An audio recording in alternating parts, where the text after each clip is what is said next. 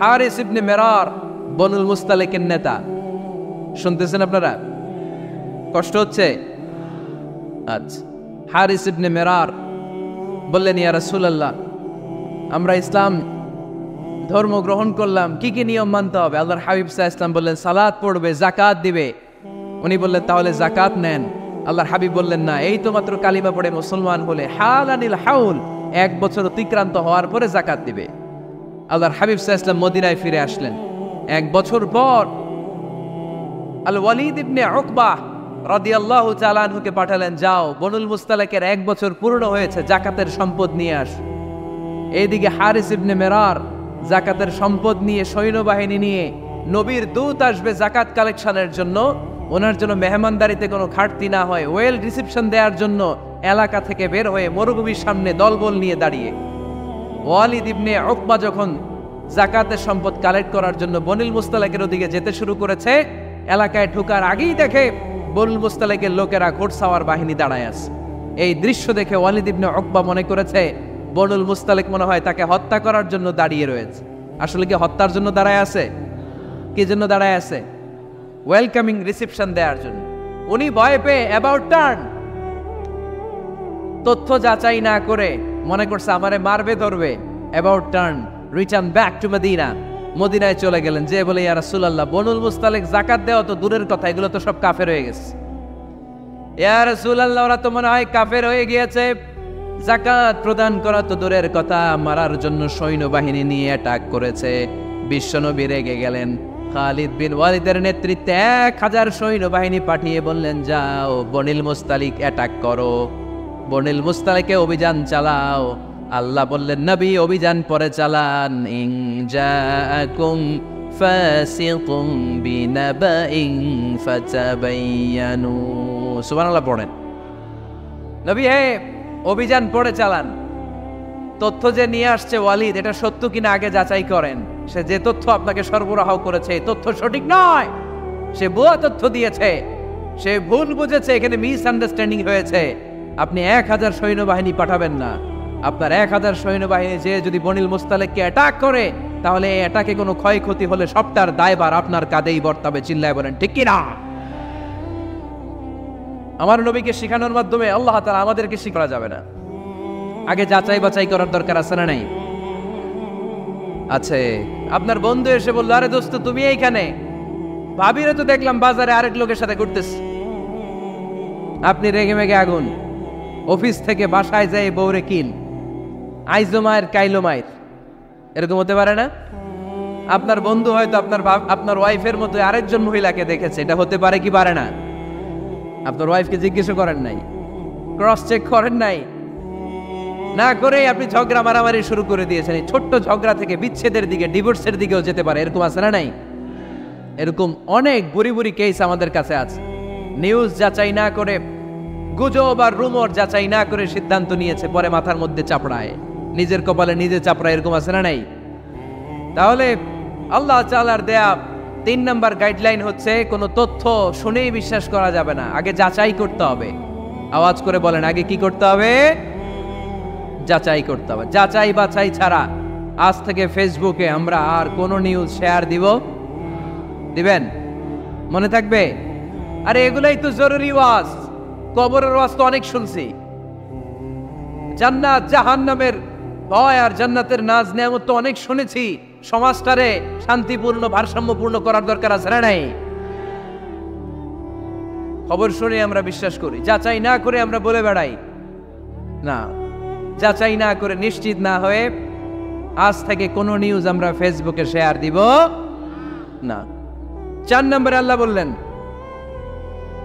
4 নম্বর guideline আল্লাহ দিলেন, ইয়া আইয়ুহাল্লাযীনা আমানু লা ইয়াসখার কওমুম মিন কওম। খবরদার আমার বিশ্বাসী বান্দারা, আমার ইমানদার বান্দারা, কেউ কোনোদিন কাউরে ঠাট্টা বিদ্রূপ করে না।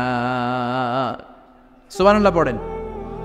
মুমিন বান্দা কাউকে ঠাট্টা করতে পারে, বিদ্রূপ করতে পারে না। আমাদের জিহ্বা আছে বলে আমরা যা ইচ্ছা তাই বলতে পারি। কথা বলেন না কেন? আমাদের কান আছে বলে কান দিয়ে আমরা যা মনে চায় তাই শুনতে পারি। যেন কানে শুনি সদা তোমার কালাম এ খোদা, চোখে যেন দেখি শুধু কোরআনের আয়াত, শোনো আমার মুনাজাত, শোনো শোনো ইয়া ইলাহি আমার মুনাজাত, শোনো আমার মুনাজাত। সবাই আওয়াজ করে পড়েন আমিন। লা ইয়াসখর কওমুন মিন কওম, মুমিন বান্দা কখনো অন্য কাউকে ঠাট্টা করবে না। আমার কোনো ভাই মনে কষ্ট পায়, এরকম কোনো ঠাট্টা বিদ্রুপ খোঁচা মেরে পুক মেরে কথা বলা যাবে না। এটা তার চেহারা নিয়ে না, তার পেশা নিয়ে না, তার বংশ নিয়ে না, তার পরিবার নিয়ে না। তার বাবা চুরি করেছে, আমি কি বলতে পারবো তুই চোরের ঘরের চোর?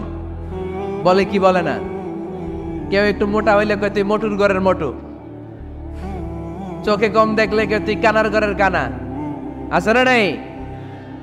না না, স্টপ, থামেন, অনেক হয়েছে আর না, এগুলো বলা যাবে না। কারো আকৃতি নিয়ে খোটা দেয়া, ঠাট্টা করা, এটা স্বয়ং আল্লাহর সাথে ঠাট্টা করার শামিল, ঠিক কিনা?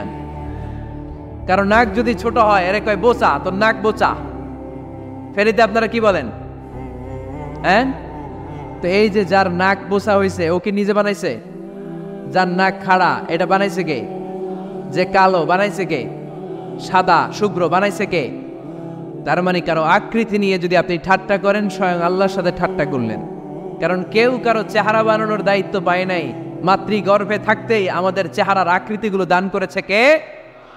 হুয়াল্লাযী ইউসাউইরুকুম ফিল আরহামি কাইফা ইয়াশা লা ইলাহা ইল্লা হুয়াল আজিজুল হাকিম। তিনি এমন সত্তা, তোমরা যখন তোমাদের মায়ের পেটের ভেতরে ছোট্ট একটা ভ্রূণ কণা ছিলা, তখনই তোমাদের চেহারার আকৃতি দিয়েছে কে? মায়ের পেটে থাকতেই কে ছেলে হবে, কে মেয়ে হবে, কে সুশ্রী হবে, কে শ্যামলা হবে, কার নাক লম্বা হবে, কারটা খাটো হবে, এগুলো ফিক্স করে রেখেছে কে? এজন্য কখনো কারো চেহারা, কারো আকৃতি নিয়ে ঠাট্টা বিদ্রুপ করা যাবে না। কারণ এই চেহারা আমরা বানাই নাই, বানাইছে কে? প্রত্যেককে যদি আল্লাহ তাআলা প্রত্যেকের নিজের চেহারা ডিজাইন দেওয়ার সুযোগ দিত, তাহলে আমরা আমাদের চেহারা কি এরকম বানাইতাম? কি করতাম? আপনাকে যদি আপনার চেহারা তৈরি করার ডিজাইন আল্লাহ দিত, যে তুমি যেমন মনে চায় নিজের চেহারাটার ডিজাইন দাও, কেমন বানাতেন নিজেকে? কথা বলেন, কয়েকজন বলেন না? হ্যাঁ, সবচাইতে সুন্দর করে আমি আমার অবয়বটাকে তৈরি করতাম। কোন নারীকে যদি তার চেহারার ডিজাইন তৈরি করার সুযোগ আল্লাহ দিতেন, সে নারী তাকে বিশ্ব সুন্দরী করে তৈরি করতে, ঠিক কিনা? এটা আল্লাহ আমাদেরকে দেয় নাই, এটা আল্লাহ তাআলা নিজ হাতে রেখেছে, নিজে করেছে। তাই কারো আকৃতি নিয়ে ব্যঙ্গ করলে স্বয়ং আল্লাহর সাথে ব্যঙ্গ করার শামিল, চিল্লায় বলেন ঠিক কিনা? সাইয়েদনা ইবনে মাসউদ রাদিয়াল্লাহু তাআলা আনহুর পায়ের নলা ছিল চিকন। হাদিসে এসেছে দাকিকুস সাকাইন, ওনার পা দুইটা ছিল চিকন খেজুর পাড়ার জন্য। ইবনে মাসউদ রাদিয়াল্লাহু তাআলা আনহু যখন খেজুর গাছে উঠলেন, সাহাবারা সাইয়েদনা ইবনে মাসউদের পা দেখে হাসাহাসি শুরু করে দিল। বিশ্বনবী বললেন, খবরদার খবরদার, ইবনে মাসউদের চিকন পা দেখে তোমরা হেসো না। ইবনে মাসউদের চিকন পা দেখে তোমরা হাসো। কিয়ামতের ময়দানে ইবনে মাসউদের এই চিকন পা গুলো যদি মিজানের পাল্লায় রেখে দেওয়া হয়, এই পা দুইটার ওজন উহুদ পাহাড়ের চেয়ে ওজনওয়ালা হয়ে যাবে। এজন্য খবরদার, জিহ্বা আছে বলে যে কোনো কমেন্ট করবেন না। এই আবার কি হইছে দেখি, আওয়াজ কেন? হ্যাঁ, আর কি দেখবেন? এখনই তো বিদায় নেব আমি, চুপ করেন না, এবার থামেন। জিহ্বা আছে বলেই যে কোনো ধরনের মন্তব্য করা যাবে না।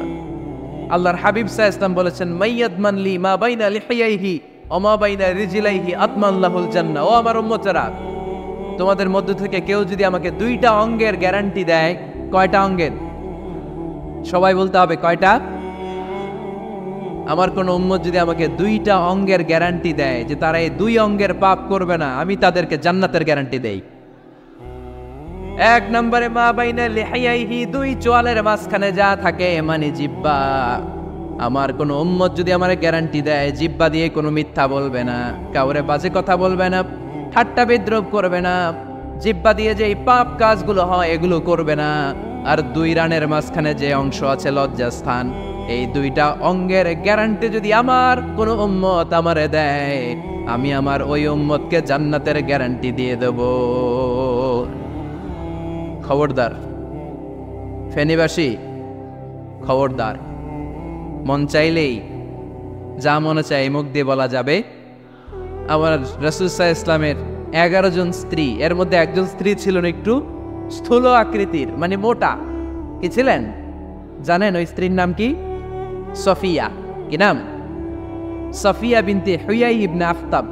উনি আল্লাহর হাবিব সাল্লাল্লাহু আলাইহি ইসলামের সব স্ত্রীদের মধ্য থেকে একটু স্থূলকার ছিলেন, একটু ফ্যাটি ছিলেন, মোটা ছিলেন। আম্মা জান আয়েশা একবার ওনার প্রতি রেগে আল্লাহ রাসূল সাল্লাল্লাহু আলাইহি ইসলামের কাছে বিচার দিলেন যে আপনার মুটকি বউ। আল্লাহর হাবিব সাল্লাল্লাহু আলাইহি ইসলাম এই কথা শুনে রেগে গেলেন। আয়েশা, এটা তুমি কি বললা? তুমি সফিয়ারে মুটি বলে গালি দিলা। লাকাদ কুলতিলা কালিমাতান লাউ মুসিজাতহু লা মাসাজাতিল বাহর। আয়েশা, তুমি এমন একটা কথা সফিয়ার শানে বলেছো, এই কথাটাকে যদি সাগরের মধ্যে ঢেলে দেওয়া হয়, এই কথাটার তিক্ততা আর পঙ্কিলতা পুরো সাগরের নীল পানিকে মুহূর্তে কালো করে দিবে। এজন্য খবরদার, জিহ্বা সামলান। সাহাবারা রাদিয়াল্লাহু তাআলা আনহু আজমাইন, ওনারা জিহ্বা ধরে মাঝে মাঝে জিহ্বার মধ্যে বাড়ি দিতেন আর কাঁপতেন আর বলতেন, জিহ্বা, তোর কারণে কিয়ামতের দিন আমরা আল্লাহর কাছে ধরা খেয়ে যাব।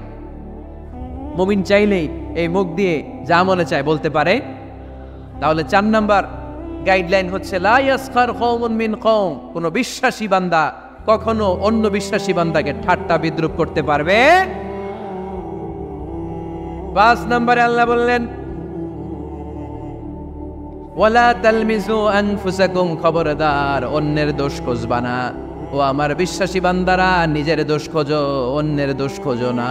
দেখেন সমাজটারে শান্তিপূর্ণ বানানোর জন্য আল্লাহর পক্ষ থেকে কি সুন্দর মোরাল এন্ড এথিক্যাল ইনস্ট্রাকশনস, কি চমৎকার গাইডলাইন। অন্যকে ঠাট্টা করো না। ওয়ালা তালমিজু আনফুসাকুম, নেভার ডিফেম ইচ আদার, একে অপরের দোষ খোঁজো না, নিজের দোষ খোঁজো। কার দোষ খুঁজবেন? আরো জোরে বলতে হবে, কার দোষ খুঁজবেন? অন্যের দোষ খোঁজা যাবে? কিছু লোক আছে দেখবেন সারা দিন চায়ের দোকানে বসে এই বাড়িতে এই সমস্যা, ওই বাড়িতে এই সমস্যা, ওই বাড়িতে এই সমস্যা, তোর বাড়িতে কি সমস্যা? কিছু লোক আছে এই হুজুরের এইটা খারাপ, এই হুজুরের ওইটা ভালো না, এইটা খারাপ, এইটা সমস্যা, এটা সমস্যা। তোর কি সমস্যা? তোর সমস্যা তুই খুঁজে বের কর, নিজের সমস্যা খুঁজে বের কর। যে নিজে নিজের সমালোচনা করতে পারে সেই সর্বাপেক্ষা বুদ্ধিমান।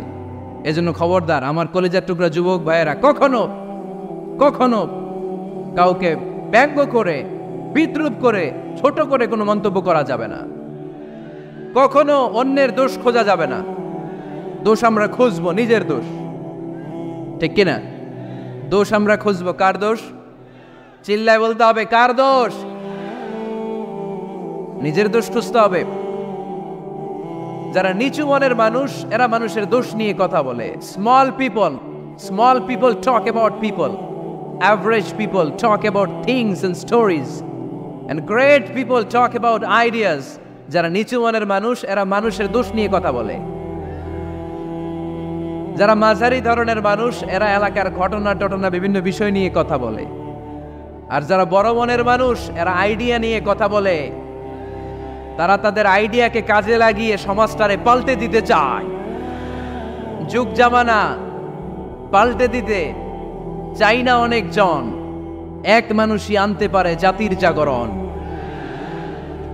এক মানুষই বিপদকালে বাঁচায় কাফেলায়, ক্ষুদ্র ডিঙ্গি বাঁচায় জাহাজ অসীম দরিয়ায়। এজন্য নিজেকে শুধরাতে হবে। ওয়ালা তালমিজু আনফুসাকুম, অন্যের দোষ খোঁজো না, নিজের দোষ খোঁজো। তাহলে ফেনীবাসীরা, এই হোক আমাদের স্লোগান, আমরা নিজেদের দোষ খুঁজবো বেশি, অন্য কারো দোষ কখনো খুঁজবো আপনি নিজে ঠিক হয়ে যান, দুনিয়া এমনি ঠিক হয়ে যাবে। নিজে ঠিক তো দুনিয়া ঠিক। নিজেকে শুধরান। অন্যের দোষ দেখে তো আমার লাভ নাই। ও কি করছে এটা ও জবাব দিবে।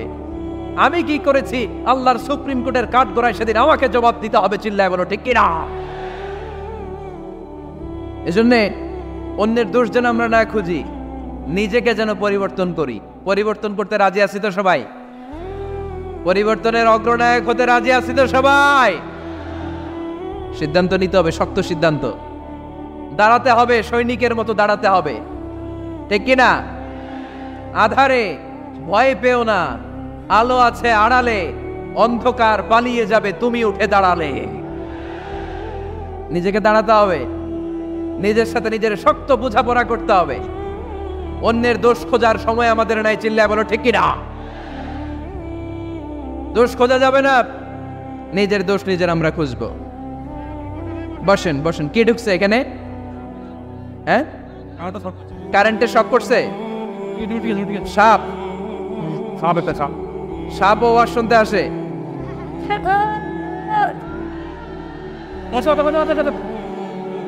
মাশাআল্লাহ।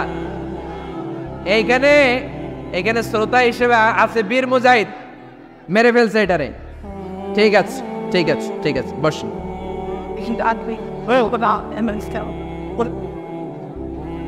এখনো কথা বাকি, বসেন। একটা আওয়াজ হবে না, একটা আওয়াজ হবে না। আবার আওয়াজ হয় এখানে। তাহলে ফেনীর ভাইয়েরা অন্যের দোষ খুঁজবো না, নিজের দোষ খোঁজা যাবে? যাবে যাবে? ক্লান্ত হয়ে গেছেন? কষ্ট হচ্ছে? তারপরে 7 নম্বরে আল্লাহ বললেন ওয়ালা তানাবাজু বিল আলকাব, ওয়ালা তানাবাজু বিল আলকাব। এই ছেলে রাই, আমি এখনই উঠে যাব, বিদায় নিচ্ছি, বসো। বসেন ভাই বসেন। এগুলো অনেক জরুরি কথা, মনোযোগ দিয়ে শুনেন। ওয়ালা তানাবাজু বিল আলকাব, মানুষকে মন্দ নামে ডেকো না। অনেকের নাম চেঞ্জ করে ডাকি, আছে না নাই? না, আমার কলিজার টুকরা ফেনীর ভাইয়েরা, আজ থেকে কখনো কারণ নাম চেঞ্জ করে আমরা ডাকবো না। যে নামে তাকে ডাকলে সে খুশি, আমরা ওই নামে ডাকবো, পারবো তো? কারণ প্রত্যেকের নামটা প্রত্যেকের কাছে বড্ড দামি, প্রত্যেকের নামটা প্রত্যেকের কাছে বড্ড প্রিয়। আপনার নাম কি?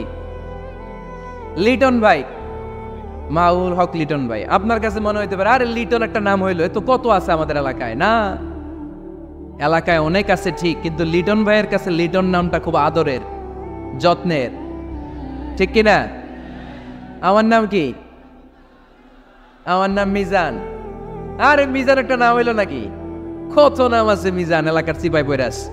এটা ঠিক, অনেক নাম আছে মিজান নামে, কিন্তু যেহেতু এটা আমার নাম, আমার কাছে এই নামটা বড় দরদের, বড় যত্নের, বড় আদরের। কারণ এই নামটা আমার পরিচয় বহন করে। ভাইয়ের নাম কি? স্বপন। স্বপন ভাই এলাকায় অনেক আছে না? তো সিম্পল একটা নাম, কিন্তু না, স্বপন মিয়াজি ভাইয়ের কাছে এটা সিম্পল না।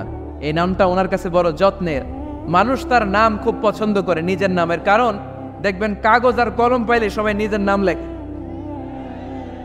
খালি নিজের নামের সিগনেচার দেয়, আছে না নাই? এরপরে দেখবেন যে কক্সবাজারে গেলে সাগরের তীরে বালু পাইলেই বালুর মধ্যে নিজের নাম লেখে, আবার ওই নামের পাশ দিয়ে লাভও আঁকে, আছে না নাই? আমি অনেক দেখেছি, সাগর পারে গেলেই মানুষের মন উথাল পাতাল করে। তো সাগরের বালিতে নিজের নামটা বড় করে লেখে চারদিক দিয়ে লাভ, মানে এই নামটারে আমি লাভ করি। এটা প্রমাণ করে প্রত্যেকে নিজের নামটারে বড্ড বেশি ভালোবাসে, ঠিক কিনা? এজন্য ফেনীর সোনার টুকরারা, খবরদার বন্ধুরা, নিজেরা যেন একে অপরকে এমন নামে না ডাকি যে নাম শুনলে সে কষ্ট পায়। আজ থেকে কোনো বাজে নামে কাউরে ডাকা যাবে?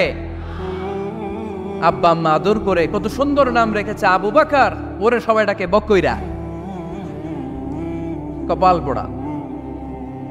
আব্বা আম্মা নাম রেখেছে আবু ওয়াক্কাস, ওরে ডাকে আক্কাইচা। কত সুন্দর নাম আমার আল্লাহর নামের সাথে মিলিয়ে আব্দুল কুদ্দুস নাম রেখেছে, ওরে ডাকে কুদ্দুচ্চা, আছে না নাই? কবিরা গুনাহ করেছেন আপনি, কবিরা গুনাহ। It's not a simple deal, এটা সাধারণ কোনো ব্যাপার না, এগুলো সবগুলা কবিরা গুনাহ। কোনোদিন কাউকে ঠাট্টা বিদ্রুপ করে কিছু বলবো না, কখনো অন্যের দোষ খুঁজবো না, কারো নাম বিকৃত করে কোনোদিন কারো মনে কষ্ট দিব না, ঠিক কি না? এরপরে 8 নম্বরে আল্লাহ বললেন, ইয়া আইয়ুহাল্লাযীনা আমানু ইজতানিবু কাসীরাম মিনাল-যান্নি ইন্না বা'দায-যান্নি। অবিশ্বাসীরা খবরদার, অনুমান আন্দাজ নির্ভর কোনো কথা বলবে না, যেটা বলবে নিশ্চিত হয়ে বলবে। কার কথা? অনুমান নির্ভর কোনো কথা, আন্দাজ নির্ভর কোনো কথা কোনো মুমিন বলতে পারে? আমার কথা বোঝা যায়?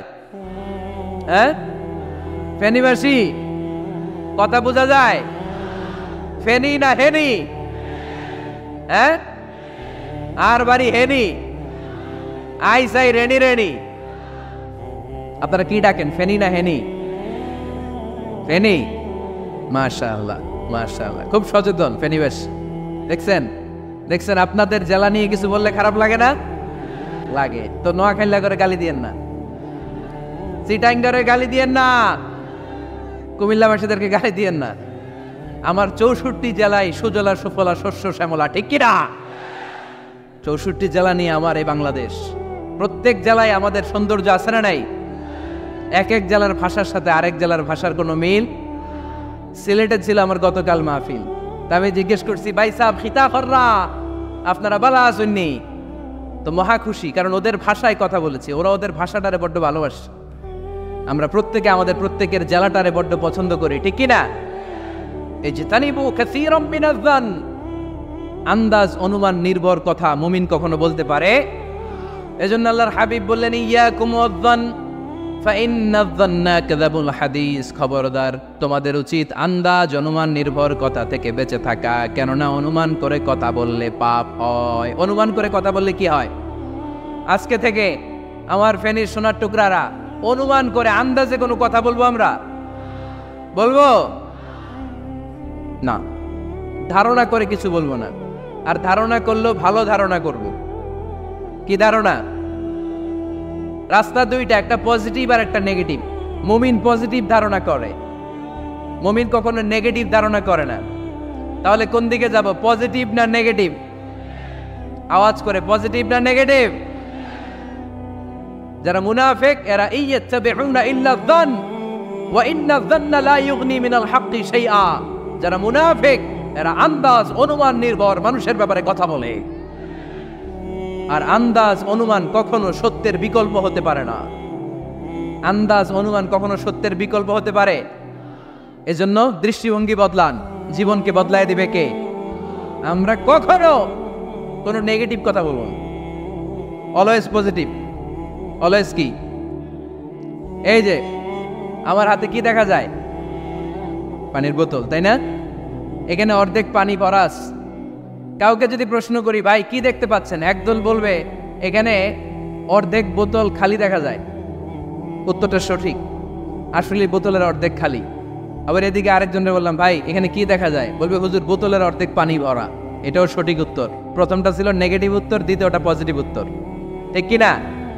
যারা সবসময় নেগেটিভ চিন্তা করে এরা খালি জায়গাটা দেখছে যে পানি নাই, আর যারা সবসময় পজিটিভ চিন্তা করে এরা পানি যে ভর্তি অর্ধেক ওইটা দেখছে।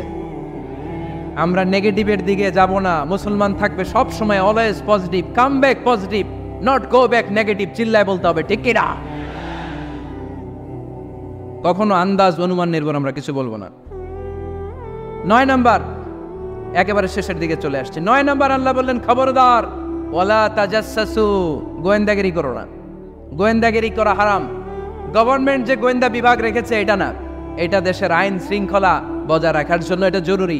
আল্লাহর হাবিব সাল্লাল্লাহু আলাইহি ওয়াসাল্লামেরও নিজস্ব গোয়েন্দা ছিল, কিন্তু আমরা যে নিজেরা গোয়েন্দাগিরি করি এটারে হারাম ঘোষণা করেছে কে? অনেকে আছে দেখবেন জানলা একটা খোলা থাকলে উকি মারে। আলহামদুলিল্লাহ ফেনীতে এগুলা নাই।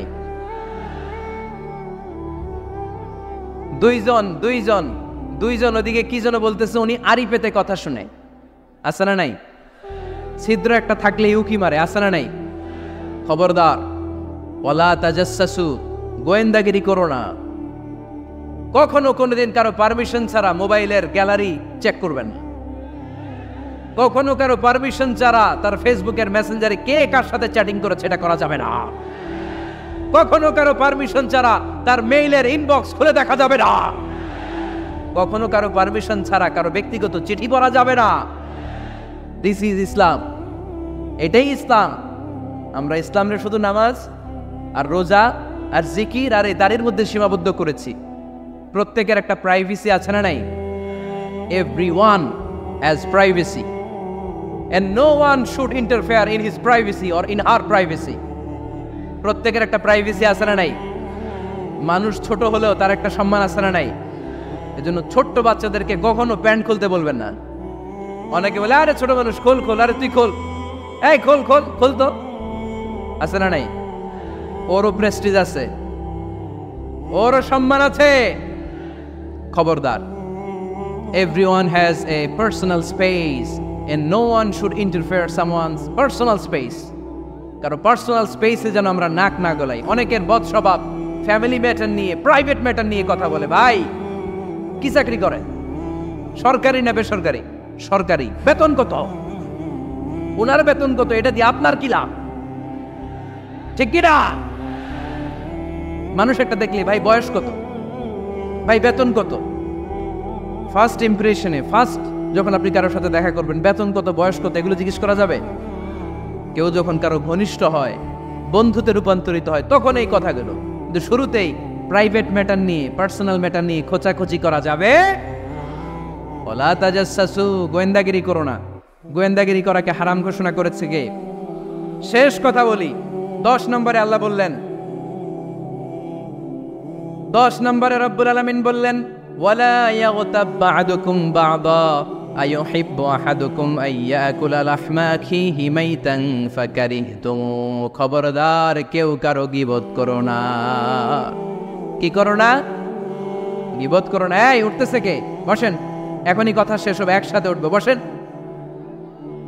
আমার দিকে তাকান, আওয়াজ বন্ধ করুন। একে অপরের গীবত করো না। ব্যাক বাইটিং, চুগল করি। আলহামদুলিল্লাহ ফেনীতে এগুলা নাই। চায়ের দোকানে বসে এর কথা ওর কানে, ওর কথা ওর কানে বইলা সমাজ একটা গিরিঙ্গি লাগায়। আছে না নাই? আল্লাহর হাবিব বললেন, আতাদরুনা মাল গীবা, গীবত কারে বলে জানো নাকি? সাহাবীরা বললেন, আল্লাহু ওয়া রাসূলুহু আ'লামু, আল্লাহ আল্লাহর রাসূল ভালো জানেন। বিশ্বনবী বললেন, যিকরুকা আখাকা বিমা ইয়াকরাহু, তোমার কোনো ভাইয়ের অনুপস্থিতিতে তার ব্যাপারে এমন কোনো কথা বলা যেই কথা শুনলে সে মনে কষ্ট পাবে। গীবত কারে বলে বুঝছেন? আপনার ভাইয়ের অনুপস্থিতিতে আপনার ভাইয়ের ব্যাপারে এমন কোনো কথা বললেন যেটা শুনলে সে মনে কষ্ট পাবে। এক সাহাবী বললেন, আফারাইতা ইন কানা ফি আখি মা আকুল, নবী আমি আমার ভাইয়ের ব্যাপারে যেটা বলছি এটা যদি সত্যিই হয়, তার মধ্যে যদি আসলেই এই সমস্যা থাকে, তাইলে? আল্লাহর হাবিব বললেন, আরে তাইলেই তো গীবত।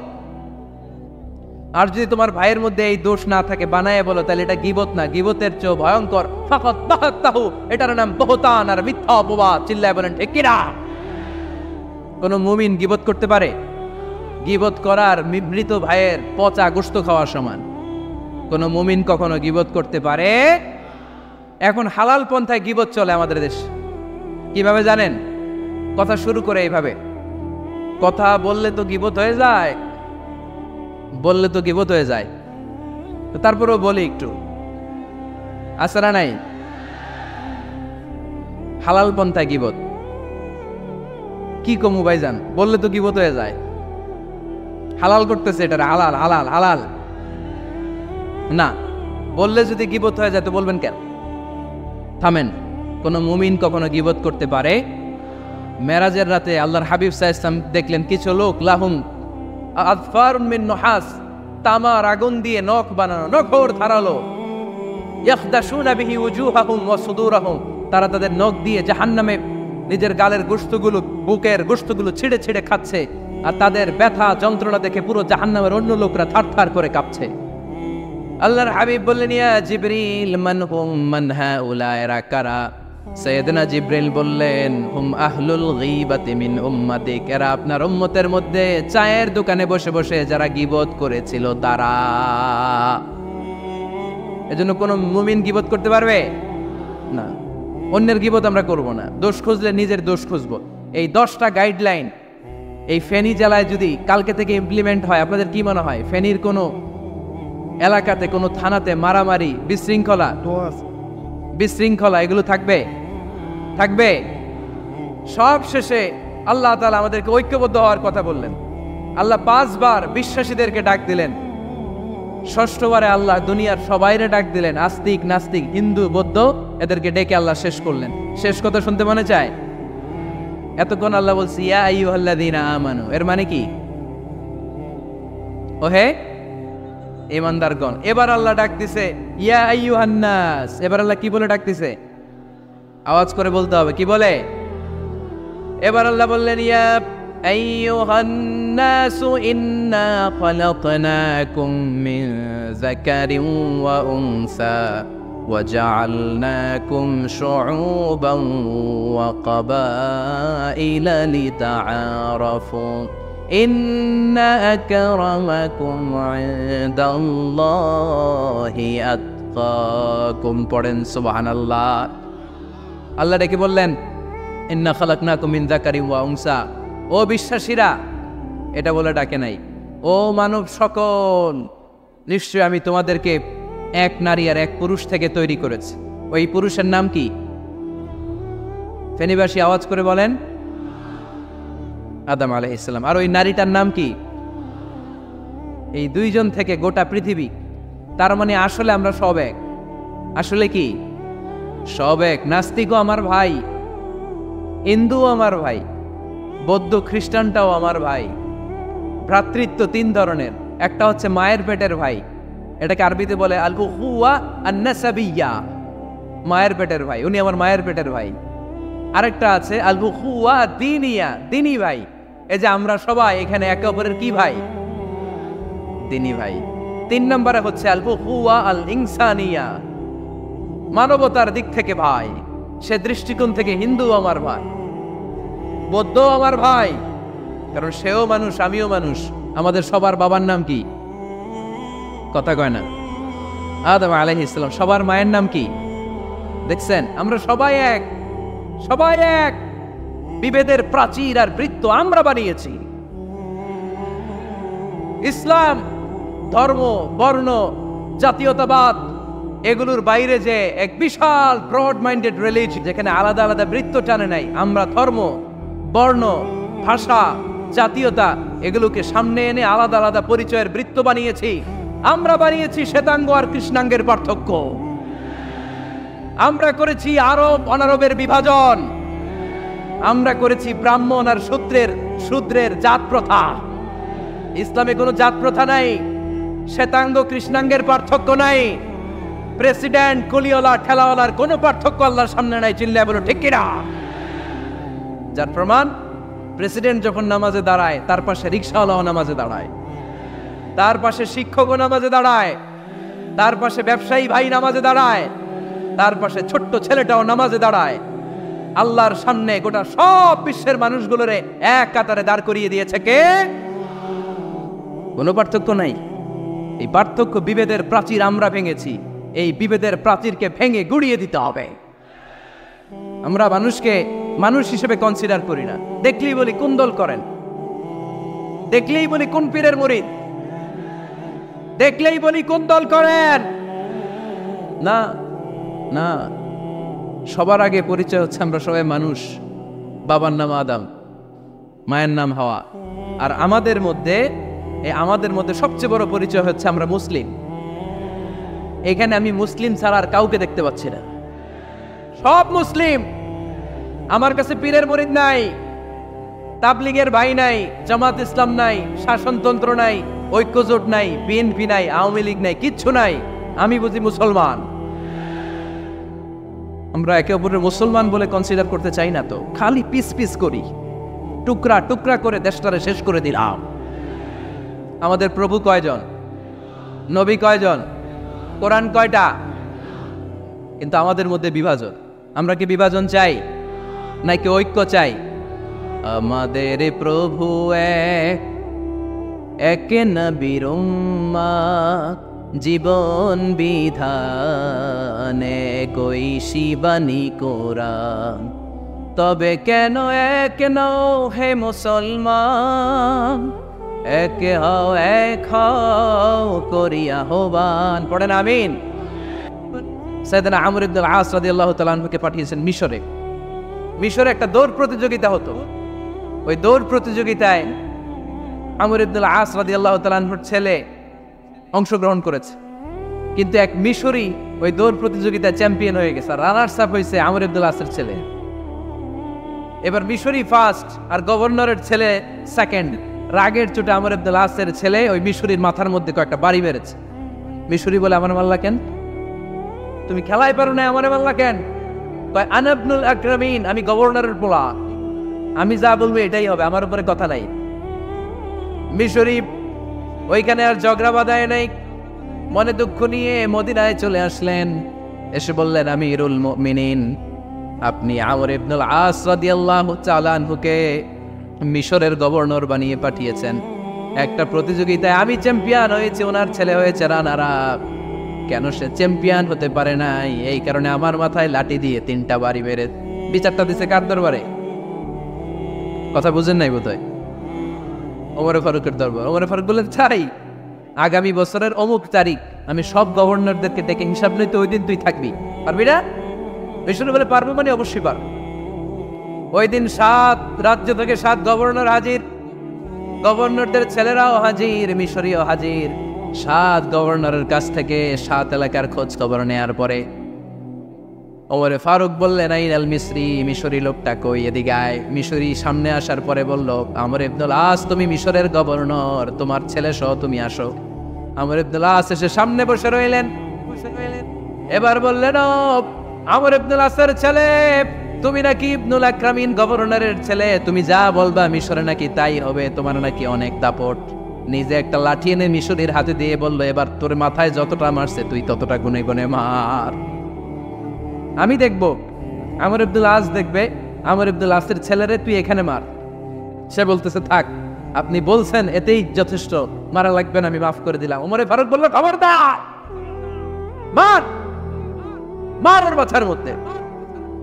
মিশরি ওমর ফারুকের ধমক শুনে ভয়ে ভয়ে 3টা বাড়ি মারল। এই বাড়ি মারা দেখেও ওমর ফারুকের হৃদয় ঠান্ডা হয় নাই। লজ্জায় আমর ইবনুল আস, বয়স হয়ে গিয়েছে সাহাবা, মাথা তখন টাক, মাথায় চুল নাই, লজ্জায় মাথাটা হেট হয়ে মাথাটা নিচু করে রেখেছে। এবার রাগের চোটে ওমর ফারুক বললেন, এবার আমর ইবনুল আসের টাক মাথার মধ্যে একটা মার, মার। কেন ছেলেকে শিক্ষা দিতে পারে নাই? ইয়া আমর ইবনুল আস, মাতা জাআলতুমুন নাস আবিদা, তোমরা কখন মিশরীদেরকে নিজেদের দাস বানায় নিলা? ওয়াকাদ ওয়ালাদাতুহুম উম্মুহুম আহরারা, আর ওদের মায়েরা তো ওদেরকে স্বাধীন সন্তান হিসেবে প্রসব করেছে। মানুষদের উপর ক্ষমতাগিরি করার জন্য গভর্নর পাঠাই নাই। খবরদার, জনগণ তাদেরকে দেখভাল করার জন্য তোমাদেরকে পাঠানো হয়েছে, তাদের উপর কোনো অত্যাচার করার জন্য নয়। চিল্লায় বলেন ঠিক কিনা? এরকম নেতা কয়টা লাগবে? কয়টা? ওই নেতার নাম কি? ওমর। আমার 22 জায়গায় বিশ্বনবী কয় একটা, ওমরে ফারুক বলে আরেকটা। আল্লাহ বলে, বিশ্বনবী আপনার পক্ষে আমি আয়াত নাজিল করতে পারলাম না, আমি ওমরের পক্ষে নাজিল করে দিলাম। বিশ্বনবী বলতেন, ইন্নালি কুল্লি উম্মাতিন মুহাদ্দাস, সব উম্মতের মধ্যে, সব নবীর উম্মতের মধ্য থেকে একজন করে আল্লাহ তাকে মুহাদ্দিস বানাতো। মুহাদ্দিস না, মুহাদ্দাস। মুহাদ্দাস মানে এমন লোক যিনি যা ভাবতো ওই ভাবনাটাই আল্লাহ আয়াত হিসেবে নাজিল করে দিতেন। বিশ্বনবী বলেন, আমার উম্মতের মধ্যে মুহাদ্দাস হচ্ছে সাইয়েদনা ওমর। মদিনার সবচেয়ে বড় মুনাফিকের নাম আব্দুল্লাহ ইবনে উবাই ইবনে সালুল, সব মুনাফিকদের সরদার। কিন্তু এই মুনাফিকের ছেলেটা হলো পাক্কা ইমানদার। এই ছেলের নাম হলো আব্দুল্লাহ। আওয়াজ করে বলেন, ছেলের নাম কি? আব্দুল্লাহ ইবনে উবাই ইবনে সালুল। মুনাফিক সরদার যখন ইন্তেকাল করলো, সাইয়েদনা আব্দুল্লাহ রাদিয়াল্লাহু তাআলা আনহু বিশ্বনবীর কাছে এসে চোখের পানি ছেড়ে ডেকে বলে, নবী আপনিও জানেন, আমিও জানি, মদিনার সবাই জানে আমার আব্বা মুনাফিকদের সরদার, কিন্তু আমার মন তো মানে না। আমার তো পিতা, আমার তো বাবা লাগে, আমার জবান মানে না। আপনিও জানেন মুনাফেক, আমিও জানি মুনাফেক। নবী আপনার দরবারে কিছু আমি চাই না, আপনার গায়ের একটা জামা দেন, আপনার জামাটা পরিয়ে আমার বাবারে দাফন দিব। এর উসিলায় যদি আমার আব্বারে আল্লাহ মাফ করে দেয়, দয়ার নবী মায়ের নবী জামা খুলে দিয়ে দিলেন। পড়েন সুবহানাল্লাহ। আব্দুল্লাহ রাদিয়াল্লাহু তাআলা আবার আবদার চললেন, নবী জানি আমার বাবা মুনাফেক, কিন্তু আমার তো বাবা, আপনার দরবারে ফরিয়াদ, আপনি নিজে যে আমার বাবার জানাজার নামাজের ইমামতি করবেন। দয়ার নবী মায়ার নবী জানাজার নামাজে যেতে চাইলেন। ওমরে ফারুক বললেন, নবী না, খবরদার আপনি উবাই ইবনে সালুলের জানাজায় যাবেন না। বিশ্বনবী জোর করে যেতে চাইলেন। সাইয়েদনা ওমরে ফারুক বিশ্বনবীর জামা পেছন থেকে টেনে ধরলেন। আল্লাহু আকবার, টেনে ধরলেন, যাবেন না আপনি। ওমর ফারুকের হাত থেকে হ্যাচকা টান মেরে জুব্বা টান দিয়ে বিশ্বনবী জানাজায় চলে গেলেন। রব্বুল আলামিন আয়াত নাজিল করলেন, ইস্তাগফির লাহুম আও লা তাস্তাগফির লাহুম ওয়া ইন তাস্তাগফির লাহুম ৭০ মাররাতান ফালান ইয়াগফিরাল্লাহু লাহুম। নবী গো, একবার নয়, দুইবার নয়, ৭০ বারও যদি এই মুনাফিকের জন্য আপনি ক্ষমা চান, তার জন্য ক্ষমা নাই, তার জন্য আছে জাহান্নাম। ওয়ালা তাকুম, আপনি যাবেন না আলা কবরি, কখনো তাদের জানাজায় যাবেন না। এই যে একটা ভুল করে ফেলছেন, এটা এবারই শেষ, এরপরে আর যাবেন না। সাইয়েদনা ওমর ফারুকের পক্ষে আল্লাহ তাআলা কোনটা আয়াত নাযিল করে দিলেন, চিল্লায় পড়েন আল্লাহু আকবার। এভাবে 22টা জায়গায় ওমর ফারুক যা বলেছে, এটা নিয়ে একটা আলাদা আলোচনা হইতে হবে, আলাদা একটা আলোচনা লাগবে যে 22টা আয়াতে আল্লাহ তাআলা বিষ্ণুনবীর পক্ষে কোরআনের আয়াত নাযিল না করে সাইয়েদনা ওমর ফারুকের পক্ষে আয়াত নাযিল করেছেন। চিল্লায় পড়েন সুবহানাল্লাহ। ওই ওমর ফারুককে আমাদের মডেল বানানোর দরকার আছে না নাই? ওই ওমর ফারুকের জীবনী আমাদের ছেলে মেয়েদেরকে পড়ানোর দরকার আছে না নাই? আমাদের ভবিষ্যৎ প্রজন্ম এগুলো জানে না। ওরা সালমান খান দেখে বড় হয়, ওরা শাহরুখ খান দেখে বড় হয়, ওরা ঋত্বিক রোশনকে দেখে বড় হয়। ওরা মনে করে যে এরাই বড় সুপার হিরো। আমাদের যে কত বড় সুপার হিরো আছে এরা জানেই না। নতুন প্রজন্মের কর্ণকোহরে সাইয়েদনা ওমর ফারুকের ইতিহাস পৌঁছে দেওয়ার দরকার আছে না নাই? ওমর ফারুকের ইন্তেকালের ঘটনাটা বলেই আমরা মুনাজাতের দিকে যাব। শুনবেন? শুনতে চান? উনি স্বপ্নে দেখলেন একটা লাল মোরগ ওনাকে 3টা ঠোকর মেরেছে। কয়টা? উনি জুমার নামাজে, জিলহজ মাসের শেষ সপ্তাহে জুমার নামাজে বললেন যে একটা লাল মোরগ 3টা ঠোকর মেরেছে। মুগীরা ইবনে শুবা রাদিয়াল্লাহু তাআলা আনহুর দাস আবু লুলু আল মাজুসি, এই লোকটা খঞ্জর বানাতে পারতো। মুগীরা রাদিয়াল্লাহু তাআলা আনহুর দাস। মুগীরা প্রতিদিন 4 দিরহাম করে চার্জ করতো, যেহেতু দাস। সে এসে বিচার দিল, আমিরুল মুমিনিন, মুগীরা আমার থেকে বেশি টাকা চায়, জুলুম করে। ওমর ফারুক বললেন, তাই? তুমি কি কাজ জানো? বলে, আমি খঞ্জর বানাতে জানি। বাড়ি কই? পারস্য। আরে তুমি খঞ্জর বানাতে জানলে তো 4 দিরহাম অনেক কম, সে তো আরো বেশি টাকা নেওয়া দরকার ছিল তোমার থেকে। আবু লুলুর এই কথা পছন্দ হয় নাই। সে কয়, উমার তুমি সবারে দয়া দেখাও, আর আমার ক্ষেত্রে কঠিন নিয়ম বানাইলা, দাঁড়াও এই নিয়ম তোমারে আমি দেখাবো। এই রাগে সে বাড়িতে যে একটা খঞ্জর বানালো। কি বানালো? খঞ্জর চিনেন? ছোট্ট ছুরি। কিছুদিন আগে ওমানের সুলতান কাবুস ইন্তেকাল করেছেন, জানেন আপনারা? ওনার এই কোমরের মধ্যে খঞ্জর থাকতো, ছবিতে দেখছেন? আরব শায়েখ যারা সুলতান আমির, কোমরে কি থাকে? ছোরা থাকে, খঞ্জর। সে বাসায় যে একটা খঞ্জর বানালো, যেই খঞ্জরের 2 মাথা, লাহু রাসান ওয়া মাকবাদাতুহু ফি ওয়াসাতি, আর ধরার হ্যান্ডেলটা মাঝখানে, এদিকেও ছুরি এদিকেও ছুরি, যাতে এইভাবে মারা যায়। সে ধার দিতে লাগলো আর বলল, ওমর দাঁড়াও, তোমারে আমি দেখাবো। ওমর ফারুক মসজিদে নববীর ইমাম, ফজরের নামাজের সময় এ আবু লুলু আল মাজুসি বুরনুস পরে, চাদর পরে, লুকিয়ে লুকিয়ে, সে অগ্নি উপাসক, মুমিন নয়, ওমর ফারুককে অ্যাটাক করার জন্য গেলেন মসজিদে নববীতে। ওয়াকানু ইউসাল্লুনা বিগালাস, তখন ওনারা অন্ধকারে নামাজ পড়তো। নামাজের সময় যখন হলো, লুকিয়ে লুকিয়ে প্রথম কাতারে ওমর ফারুকের পিছনে মুয়াজ্জিনের পাশেই দাঁড়ালেন, হাতে খঞ্জর। একামত হলো, ওমর ফারুক সালাত শুরু করলেন, ফজরের সালাত। আল্লাহু আকবার। নামাজ শুরু করলেন, সূরা ফাতিহা বললেন। আরেকটা সূরা যখন পড়তে যাবেন, ইন দ্য মিন টাইম আবু লুলু এই খঞ্জর নিয়ে ওমর ফারুকের বুকের মধ্যে 3টা স্টেবিং করলেন। একটা মারলেন নাভির নিচে, মারার সাথে সাথে পাকস্থলী কেটে গেল। আরেকটা মারলেন পাজরে, পাজর ছিঁড়ে গেল। 3টা মারার পরে ওমর ফারুক বললেন, কতালানি আল কালব, এক কুকুর আমাকে মেরে ফেলেছে। পেছন থেকে এক সাহাবীকে টান মেরে সামনের দিকে নিয়ে গেলেন, তুমি নামাজের ইমামতি করাও। আর ওমরে ফারুককে বাকিরা ধরাধরি করে পেছনে নিতে আরম্ভ করলেন। আর এই আত্মাই আক্রমণ যে করেছে সে কাতারের মাঝখান দিয়ে যেতে আরম্ভ করলো আর দুই দিকে ছুরি মারতে আরম্ভ করলো। 13 জন সাহাবীর গায়ে ছুরি মেরেছে, 7 জন সাহাবা স্পট ডেথ, জায়গায় মৃত্যু। এই ভয়ঙ্কর অবস্থা দেখে এক সাহাবী বুরনুস, এক ধরনের জুব্বা আছে মাথাওয়ালা, অনেকে জ্যাকেট পরছেন না এরকম মাথাওয়ালা, লম্বা জুব্বা আছে আরবরা শীতে পড়ে মাথাওয়ালা, এই মাথাওয়ালা জুব্বা বের করে এক সাহাবী জালের মতো তার দিকে উড়ায় মার। ওই বুরনুসের মধ্যে পেঁচিয়ে আবু লুলু মাটিতে পড়ে গেল আর সুইসাইড করে ফেললো, নিজের বুকে নিজে মেরে আত্মহত্যা। যেই সাহাবীকে ইমামতির জন্য দাঁড় করালেন উনি ছোট্ট সূরা দিয়ে প্রথম রাকাতে সূরা আল কাউসার, দ্বিতীয় রাকাতে সূরাতুল ইখলাস দিয়ে নামাজ শেষ। ওমরে ফারুক বেহুশ। ওমরে ফারুক কি বেহুশ। সবাই কান্নাকাটি করতেছে, সবাই দেখতে গেলেন, এখন হুঁশ ফিরে না। মুখের মধ্যে মুখ খুলে রাষ্ট্রের চিকিৎসক মুখের মধ্যে দুধ দিলেন, ওই নাভি দিয়ে দুধ বের হয়ে যায়, পাকস্থলী কেটে ওখান দিয়ে দুধ বের হয়ে যাচ্ছে। তারা বললো উনারে বাঁচানো সম্ভব না, দেখেন হুঁশ ফিরে কিনা। হুঁশ ফিরলে উনার পরে কে আমির হবে উনি যেন প্যানেল ঠিক করে দিয়ে যায়। সবাই তাকিয়েছে ওমরে ফারুকের চোখের দিকে। আল্লাহর মেহেরবানিতে ঘন্টা খানিক পরে উনি চোখ খুললেন। চোখ খোলার পরেই বলেন নাই ও মা আমি মরে যাই। চোখ খোলার পরে উনি বলেন নাই কে মারলো আমারে, কে মারে। চোখ খোলার পরে উনি বলেন নাই আমার পরে নেতা কে হবে। চোখ খোলার পরে সর্বপ্রথম কথাটি ছিল আসল্লান নাস, আমার নেতৃত্বে যে ফজরের নামাজটা শুরু হয়েছিল এটাকে ঠিকমতো তোরা পড়েছিলি? আমার নেতৃত্বে যে ফজরের জামাত শুরু হয়েছিল সেটা ঠিকঠাক মতো সমাপ্ত হয়েছিল কিনা আগে বল, কিনা আগে বল। আসল্লান নাস, নামাজটা হয়েছে কিনা বল। সুবহানাল্লাহ বলতে পারলেন না? This is Umar, hour super hero. নেতা অনেকগুলো লাগে না, এরকম নেতা একটাই যথেষ্ট যে গোটা বিশ্বকে কাঁপায় দিতে পারে। চিল্লায় বলো ঠিক কিনা?